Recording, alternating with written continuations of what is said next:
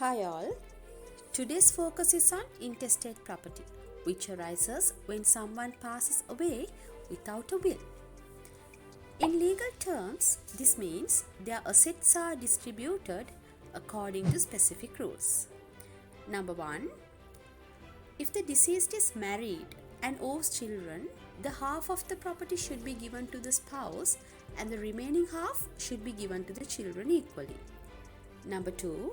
If the testator is married and doesn't owe children, half of the property should be given to the spouse and the other half should be given to the parents of the deceased, and also the remaining half should be distributed among the siblings equally.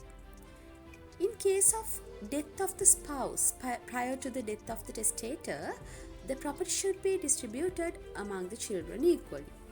In case of a divorce, the ex-spouse doesn't owe any right towards the property of the deceased, but the legitimate children who won while the existence of the marriage owes the right to the property in equal shares.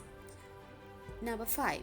Following by a divorce, if the deceased has not entered into another marriage, the half of the property should be given to the children as explained in the previous point, and the remaining half should be given to the parents of the deceased.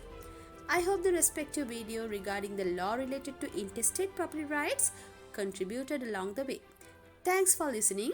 Let's meet up soon with another productive video.